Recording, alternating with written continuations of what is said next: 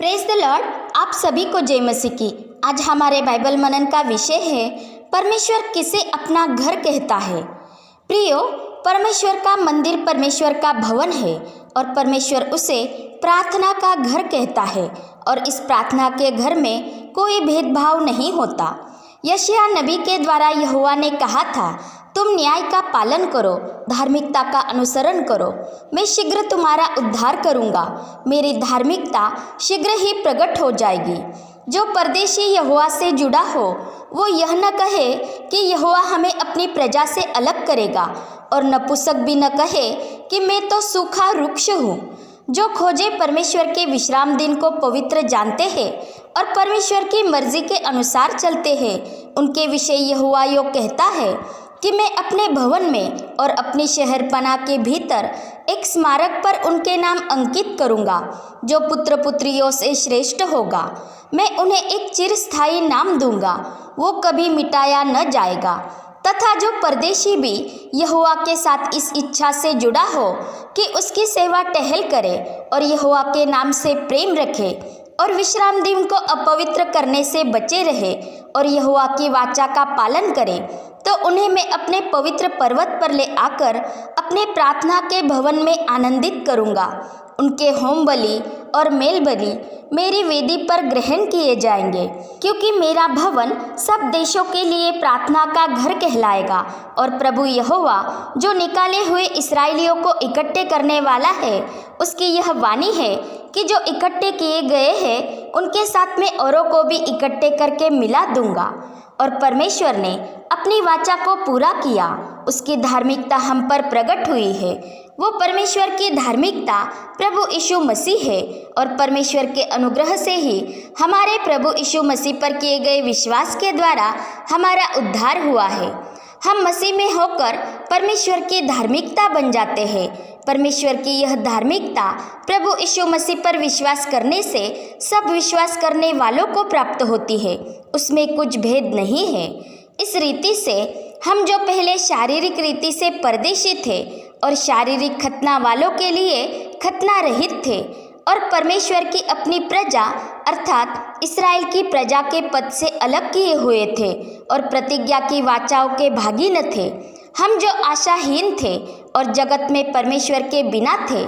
और मसीह यीशु में दूर थे, परंतु अब हम मसीह के लहू के द्वारा परमेश्वर के निकट हो गए हैं, क्योंकि प्रभु यीशु मसीह ही हमारा मेल है। सारे देश देश की जातियाँ परमेश्वर की ही सृष्टि है, परंतु हम इसलिए परदेशी ठहरे क्योंकि परमेश्वर ने इस्राएल को प्रथमतः अपनी प्रजा के तौर पर चुना था। और हम परमेश्वर से दूर इसलिए हुए कि हम सब परमेश्वर से भटक गए थे। हमें दुष्ट ने परमेश्वर से अलग हो जाने के लिए उकसाया था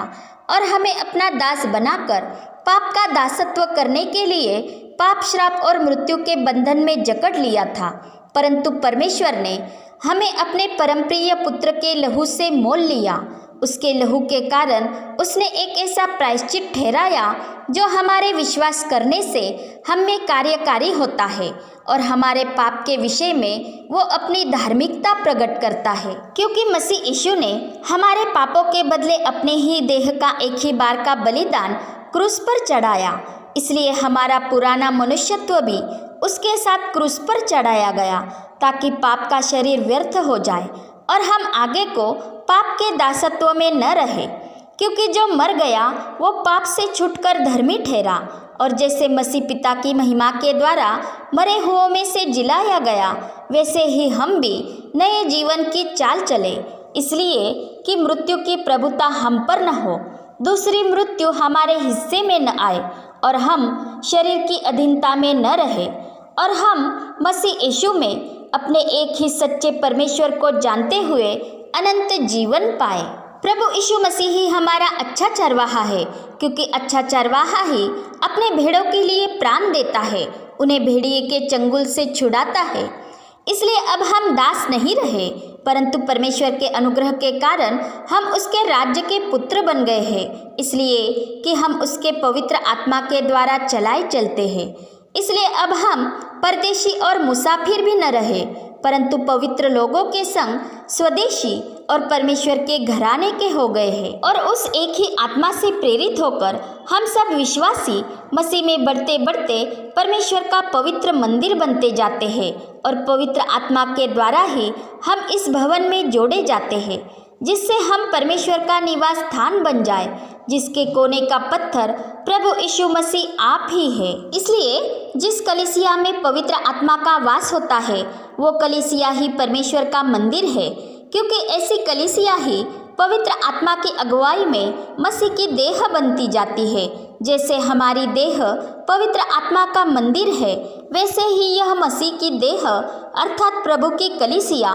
परमेश्वर का मंदिर है, प्रार्थना का घर है और परमेश्वर ही उनमें लोगों को मिला देता है ताकि यह मसीह की देह उन्नति पाए, अर्थात पवित्र लोग सिद्ध हो जाए और सेवा का काम किया जाए, उनमें पवित्र आत्मा का फल दिखाई दे और उनमें हर प्रकार के भले कामों का फल लगे और वे परमेश्वर की पहचान में बढ़ते जाए और प्रभु की कलीसिया परमेश्वर का घर बन जाए। इससे हम यह भी कह सकते हैं कि यह प्रभु का घर हमारे द्वारा परमेश्वर खुद बनाता है और सब अलग अलग अंगों को इस रीति से रचता है कि वे मसीह की देह बन जाए, परंतु परमेश्वर के अनुग्रह के बिना, उसकी मर्जी के खिलाफ और पवित्र आत्मा के अगुवाई के बिना और मसीह यीशु को छोड़ अन्य किसी नींव पर बनाई गई कलीसिया परमेश्वर का घर नहीं बन सकती, क्योंकि वो आत्मिक उन्नति नहीं कर पाती। इसलिए कि लगाने वाला और सींचने वाला कोई भी हो, परंतु बढ़ाने वाला तो परमेश्वर ही है। जिस कलीसिया में अपनी ही मनगढ़ंत कल्पना, सोच विचार, झूठे सिद्धांत, मनुष्य के नियम, मनुष्य की रीतियाँ, संसार की बातें, सांसारिक दैहिक अभिलाषा, इन जैसी नींव डालने का प्रयास होता हो, या जिस कलीसिया में ईर्ष्या हो, झगड़े हो, गुटबाजी हो, भेदभाव हो, वो कलीसिया प्रार्थना का घर नहीं हो पाती, क्योंकि वहाँ पर प्रभु यीशु मसीह को शीर्ष स्थान नहीं दिया जाता और न ही पवित्र आत्मा का कोई स्थान होता है। इसलिए वहाँ परमेश्वर की उपस्थिति नहीं होती। वहाँ मसीह की आज्ञाओं का, मसीह के वचनों का आदर नहीं किया जाता, इसलिए वो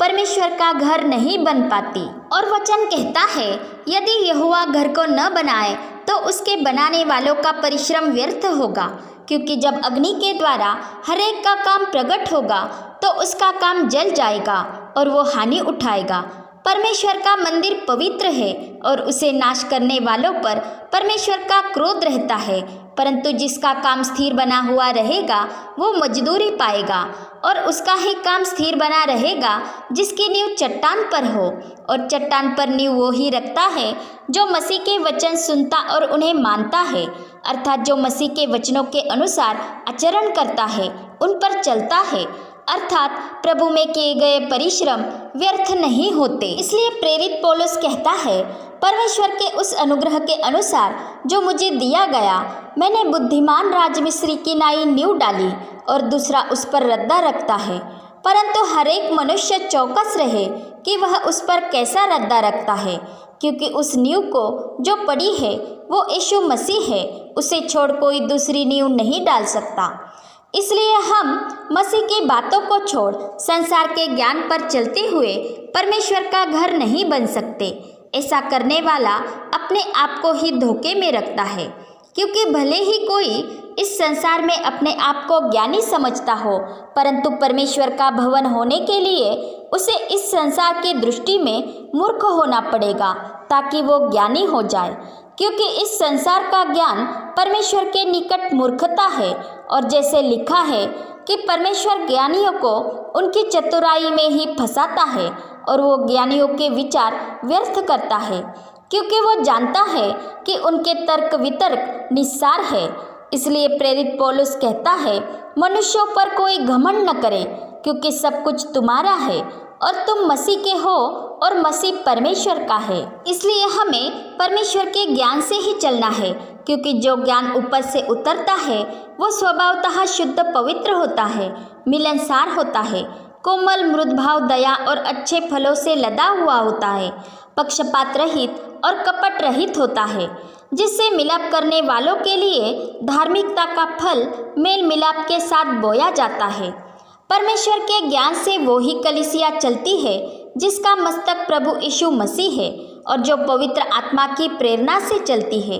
और वो ही कलीसिया परमेश्वर का घर है। उसमें दरारें नहीं होती, वहाँ प्रेम, दया, आदर, क्षमा, शांति होती है। आपस में सच्चा स्नेह भाव होता है। उसमें पवित्र आत्मा का फल दिखाई देता है और वो कलीसिया फल लाती है। वो परमेश्वर के नाम से प्रेम रखती है। वो नाम प्रभु यीशु मसीह है।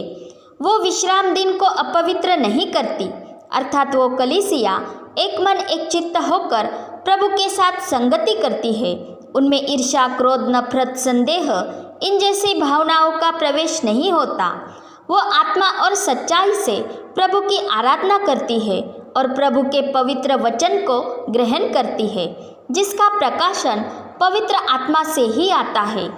परमेश्वर की नई वाचा के अनुसार आज हम सब्बत की विधि या कोई दिन विशेष मनाने के लिए बाध्य नहीं किए जाते, क्योंकि उसी के अनुसार प्रभु यीशु मसीह ने व्यवस्था की आज्ञा विधियों को मिटा दिया, इसलिए कि हमारे देह स्वभाव के कारण पहली आज्ञा निर्बल और निष्फल हो गई थी और वो परमेश्वर के समीप आने वाले को कदापि सिद्ध नहीं कर पाई थी। इसलिए परमेश्वर ने उसके स्थान पर हमारे लिए एक उत्तम आशा रखी, जिसके द्वारा हम परमेश्वर के समीप जा सकते हैं, और वो उत्तम आशा है हमारा प्रभु यीशु मसीह। इसलिए प्रभु यीशु मसीह ने विधियों का वो लेख जो हमारे विरोध में था, उसे क्रूस पर कीलों से जड़कर सामने से हटा दिया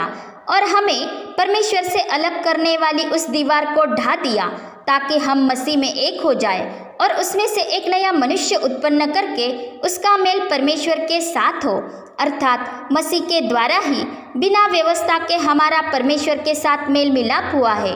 और हम कर्मों की व्यवस्था से नहीं, वरन विश्वास की व्यवस्था से धर्मी ठहराए जाते हैं। इस रीति से प्रभु यीशु ने हमें आज्ञा विधियों के दासत्व से स्वतंत्र किया है और हम मसीह में स्वतंत्र हुए हैं, ताकि हम फिर से उस दासत्व के जुए में न जूते। और यदि हम फिर से व्यवस्था के द्वारा धर्मी ठहरना चाहते हैं, तो हम मसीह यीशु के अनुग्रह का इनकार करते हैं, क्योंकि यह बात उससे अपना नाता तोड़ देने के समान और फिर से व्यवस्था के दासत्व में चले जाने के समान है। पुराने नियम के अनुसार मनाए जाने वाले पर्व या सब्बत की विधि आने वाली बातों की छाया है, परंतु मूल वस्तुएं अर्थात शरीर तो मसीह का है। इसलिए जो फरीसी प्रभु यीशु मसीह पर और उसके चेलों पर सब्बत की आज्ञा विधि तोड़ देने का दोष लगा रहे थे, उनसे प्रभु यीशु ने कहा, सब्बत का दिन मनुष्य के लिए बनाया गया है, न कि मनुष्य सब्बत के दिन के लिए। इसलिए मनुष्य का पुत्र सब्बत के दिन का भी स्वामी है। परमेश्वर दया से प्रसन्न होता है, बलिदान से नहीं। इसलिए प्रभु यीशु ने कहा, मैं धर्मियों के लिए नहीं परंतु पापियों को मन फिराने के लिए बुलाने ही आया हूँ। इसलिए परमेश्वर की नई वाचा के अनुसार प्रभु यीशु मसीह ही हमारे लिए उस नई वाचा का मध्यस्थ है, ताकि हम कर्मों की व्यवस्था के द्वारा नहीं परंतु परमेश्वर की प्रतिज्ञा के अनुसार अनंत मिरास को प्राप्त करें। इसलिए आज हम पुरानी वाचा की किसी भी आज्ञा विधि के अधीनता में नहीं, परंतु अब हम उस धार्मिकता के दास हो गए हैं जिसका फल पवित्रता और जिसका अंत अनंत जीवन है, और जो परमेश्वर की धार्मिकता हम पर बिना व्यवस्था के प्रकट हुई है, उसकी गवाही व्यवस्था और नबी देते हैं। अर्थात अब हम उस नई वाचा के तहत व्यवस्था के नहीं परंतु अनुग्रह के अधीन हो गए हैं, और प्रभु यीशु मसीह ने सब कुछ परमेश्वर की वाचा के अनुसार ही किया। इसलिए प्रभु यीशु कहता है कि यह न समझो कि मैं नियम ग्रंथ और नबियों के ग्रंथ को रद्द करने आया हूँ। मैं उन्हें रद्द करने नहीं वरन पूरा करने आया हूँ। और जब तक आकाश पृथ्वी न टल जाए तब तक व्यवस्था से एक मात्रा या एक बिंदु भी बिना पूरा हुए नहीं टलेगा।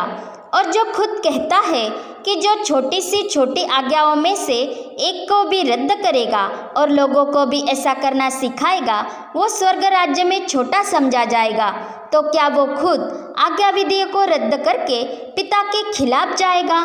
वो तो यहाँ तक आज्ञाकारी रहा कि क्रूस की मृत्यु भी सह ली, परंतु इसे न समझने वाले उस पर ही सब्बत की विधि तोड़ने का दोष लगाते थे, जो खुद सब्बत का प्रभु है और जो मंदिर से भी बड़ा है और उसी में ही विश्राम है। तथा इब्रानियों 4:9-10 के अनुसार परमेश्वर के लोगों के लिए सब्बत का विश्राम बाकी है, क्योंकि जिसने उसके विश्राम में प्रवेश किया है उसने भी परमेश्वर की नाई अपने कामों को पूरा करके विश्राम किया है। इसलिए आज हमारे लिए अर्थात परमेश्वर की कलीसिया के लिए मसीह में परिश्रम करने का समय है और उस सब्बत के विश्राम में हम तब प्रवेश करेंगे जब हम मसीह संग परमेश्वर के राज्य में प्रवेश करेंगे, जिसके लिए हमें मसीह की आज्ञा मानकर ही अर्थात उसके वचनों का अनुसरण करते हुए उसकी बातों के अनुसार चलते हुए ही उसके विश्राम में प्रवेश करने का प्रयत्न करना है, ताकि ऐसा न हो कि उन मिस्र में से निकले हुए इस्राएलियों की तरह हम भी आज्ञा न मानकर गिर पड़े और विश्राम में प्रवेश न कर पाए। इस कारण हम आज पुराने नियम के अनुसार सब्बत के आज्ञा विधि का पालन नहीं करते और न ही दिन विशेष पर अड़िग रहते हैं, परंतु कलीसिया का प्रभु के साथ संगति करना अवश्य है, क्योंकि प्रभु यीशु मसीह ही सब्बत का प्रभु है और उसी में विश्राम है। हम देखते हैं कि प्रेरितों के समय की कलीसिया संगति करने में लोलीन रहती थी और वे प्रतिदिन एक मन होकर मंदिर में इकट्ठे होते थे और प्रेरितों से शिक्षा पाते थे, प्रार्थना करते थे, घर घर रोटी तोड़ते थे, आनंद और मन की सीधाई से भोजन किया करते थे और परमेश्वर की स्तुति करते थे। तो हर एक मनुष्य में परमेश्वर का आदरयुक्त भय था और सब लोग उनसे प्रसन्न थे और प्रेरितों के द्वारा अद्भुत काम और चिन्ह प्रकट होते थे और जो उद्धार पाते थे उनको प्रभु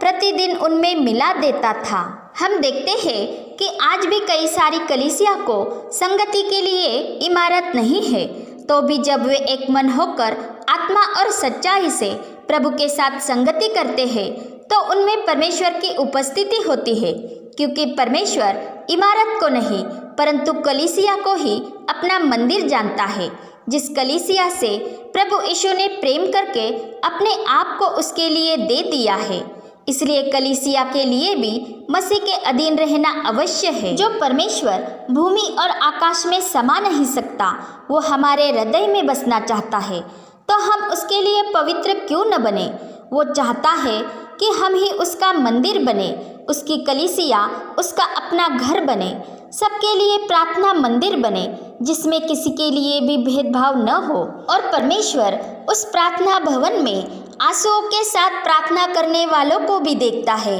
अनुतापी हृदय को भी देखता है, दुष्ट के मार्ग का त्याग करके परमेश्वर के मार्ग पर चलने की इच्छा से आए हुए मन को भी देखता है और उसे वो तुच्छ नहीं जानता, परंतु ऐसा हृदय परमेश्वर के समीप ही जाता है और हर कोई प्रभु की भलाई का, उसके अगापे प्रेम का अनुभव पाता है। जो कलीसिया पवित्र आत्मा के अगुवाई में परमेश्वर की वाचा का पालन करती है अर्थात मसीह की आज्ञाओं को मानती है, उसके वचन सुनती और उन पर चलती है, तो वे परमेश्वर के साथ सहभागिता रखती है, क्योंकि वो अंधकार में नहीं चलती। जैसा वो ज्योति में है वैसे ही वो भी ज्योति में चलती है और परमेश्वर उन्हें इस प्रार्थना के घर में आनंदित करता है और इस मंदिर की वेदी पर चढ़ाए गए धन्यवाद और स्तुति आराधना के बलिदान ग्रहण किए जाते हैं। इसलिए परमेश्वर का घर जीवते परमेश्वर की कलीसिया है, जो सत्य का खंभा और नींव है। इस कारण परमेश्वर के इस घर में अनुशासन होना अवश्य है, क्योंकि परमेश्वर गड़बड़ी का, भ्रम का नहीं परंतु शांति का परमेश्वर है। और जो देह में प्रकट हुआ, जो आत्मा में धर्मी ठहरा, स्वर्गदूतों को दिखाई दिया, अन्य जातियों में उसका प्रचार हुआ और जगत में उस पर विश्वास किया गया और महिमा में ऊपर उठाया गया। उस प्रभु यीशु मसीह की देह मानो उसकी कलीसिया का ही प्रतीक है। इसलिए जो कलीसिया उसकी देह होकर चलेगी अर्थात प्रभु यीशु मसीह को ही अपना मस्तक बनाए रखते हुए उसके पवित्र आत्मा की प्रेरणा से चलेगी, वो ही महिमा में ऊपर उठाई जाएगी और मसीह संग परमेश्वर के महिमामय राज्य में प्रवेश करेगी। पिता परमेश्वर का प्रेम, प्रभु यीशु मसीह का अनुग्रह और पवित्र आत्मा की सहभागिता हम सभी पर बनी रहे। आमीन।